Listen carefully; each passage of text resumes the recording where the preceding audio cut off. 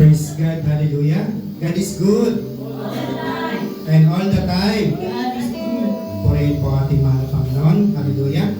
Tayo po ay magpapasimula na sa banal na gawain ng ating pinakamahal na Panginoong Diyos. At ngunit bago yun, tayo po ay babasa ng banal na kasulatan dito po sa aklat ng Roma 12:1. Sabi po dito, kaya nga mga kapatid, nakikiusap ako sa inyo, alang-alang sa maraming pagkakataong kinawantay ng Diyos, ibigay ninyo sa Kanya ang inyong mga sarili bilang mga handog na buhay, banal at kalugod-lugod sa Kanya. Ito ang tunay na pagsamba sa Kanya. Praise God. Hallelujah. Pagpalain po ang salita ng ating mahal na Panginoon na kung paano po tayo po ay narito sa araw na ito upang ating itaas ang dakilang pangalan ng ating mahal na Panginoong Diyos na makapangyarihan sa lahat na may-ari ng langit at ng lupa. Mga minamahal ko mga kapatid, hallelujah. Ang ating sarili ay handog natin sa Diyos bilang buhay, mga minamahal ko mga kapatid, ay buhay, banal, kaaya-aya, mga minamahal, hallelujah. Purihin po ang Diyos, hallelujah. Purihin po ang ating mahal na Panginoon.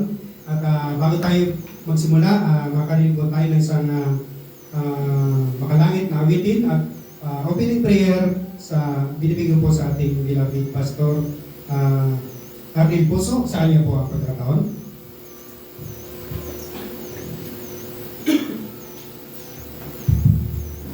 Praise the Lord, puri ng Panginoon.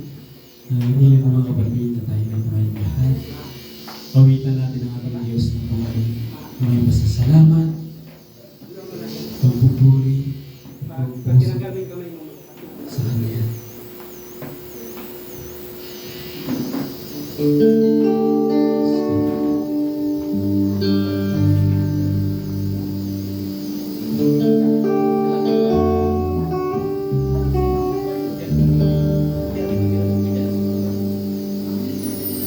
Pagising sa umaga, naalala ka, nasasabik ang puso ko na makapiling ka.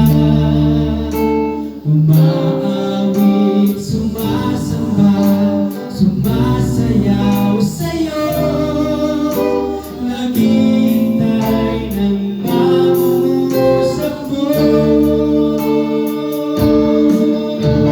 Pagising sa umaga, naalala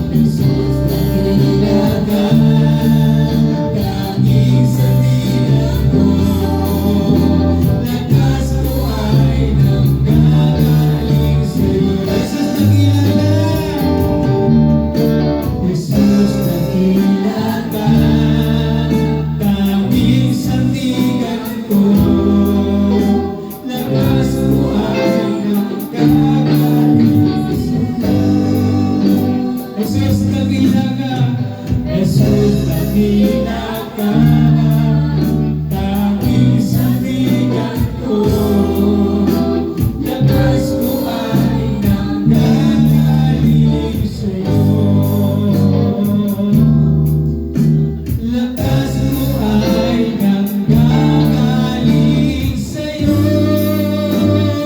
Purihin natin ang Panginoon. Hallelujah!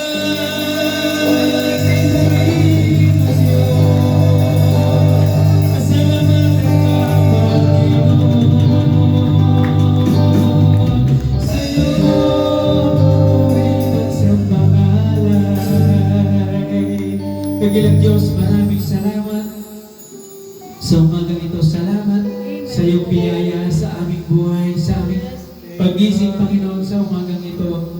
Ang iyong presensya, ang pasasalamat, Panginoon, ng aming mga puso, Panginoon, ay sa iyo. Salamat, dalangin namin ang gawain ito, Diyos, simula hanggang sa pagtatapos, iyong gabayan. Kayo ang siyang iangat, iwalatiin ng lahat ng may mabuhay, Panginoon. Salamat.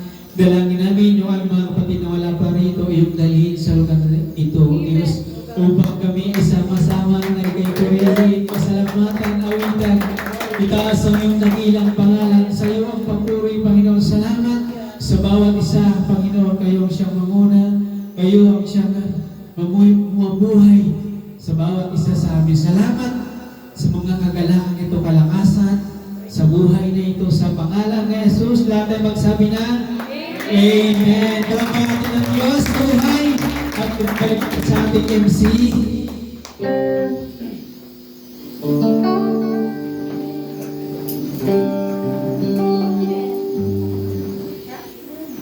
God bless you, Pastor, sa isang awit at opening prayer. Praise God. Hallelujah. Isang malakas na palakpak po sa ating pinakamanang Panginoon. Hallelujah. Purihin po ang Diyos. At tayo po'y narito na sa pagpupuri sa ating mahal na Panginoon. Handa na ba tayo magpuri sa ating mahal na Panginoon? Amen. Praise God. Hallelujah. At binibig ko po ang taon sa ating sister Apolline Bistin. Sa kanya po ang pag-aaral.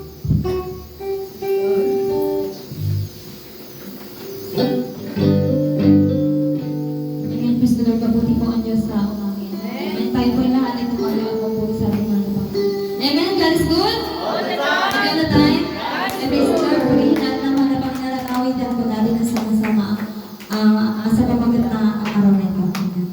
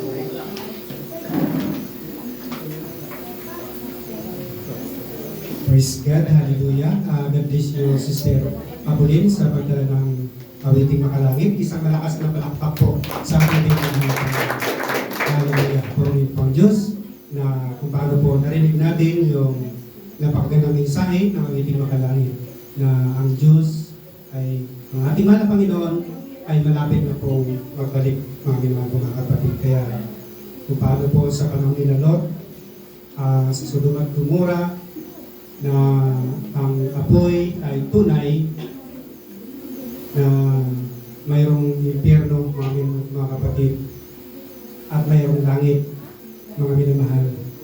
Na kung paano po ang pangako ng Diyos, dadalhin tayo sa bagong langit at bagong lupa, mga kapatid. Kaya malapit na magbalik ang ating pinakamahal na Panginoon. Kaya yan po yung ating pangarap, hinantay-antay sa pagbabalik po ng ating pinakamahal na Panginoon. Hallelujah po rin po ang Diyos. At tayo po ay narito na sa pangalawang bahagi sa gawain natin mahal na Panginoon. Tayo po ay narito na sa memory verse. Sino pong mayroong memory verse sa inyo? Matthew 24 verse 35, ang langit at ang lupa ay lilipas ng aking salita ay hindi lilipas. Amen. Proverbs 16:3, commit to the Lord wherever you go and He will establish your path. Amen. Roma 12 verse 11, magpakasipag kayo at huwag maging tamad. Buong puso kayong maglingkod sa Panginoon. Mga ngaral 12 verse 14, lahat ng gawin natin, kaya't manulihim, mabuti man o masama, ipagsusulit natin sa Diyos. Amen. Luke 11 verse 10, for everyone who has received, the one who receives finds, and the one who knocks, the door will be opened. Amen. Luke 18 verse 1, pray and never give up if you can handle your problem. Remember, you will say all your problems to God. Amen. Galatians 6:9, nabuo na kayo mahimagod na gumawa ng mabuti, sapagkat sa kapanahunan tayo magsipag-ani kung tayo hindi manghihimagod. Amen.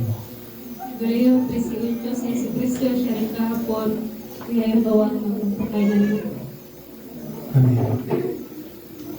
Ephesians 4:5, but Lord will take one of Himself.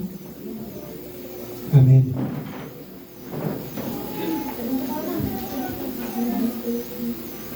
Proverbs 28 verse 20, a faithful man shall abundant blessings, but he that maintains the way shall not be himself. Amen. Jeremias 33:3, kung mananalangin ka sa akin, tutugunin kita. Ipapahayag ko sa iyo mga bagay na dakila at may wagan hindi mo pa nakalalaman. Amen. Mateo 18:20, sapagkat kung saan nagkakatibo ng dalawa o tatlo sa aming pangalan, naroon ako sa kakitaan nila. Amen. Psalms 119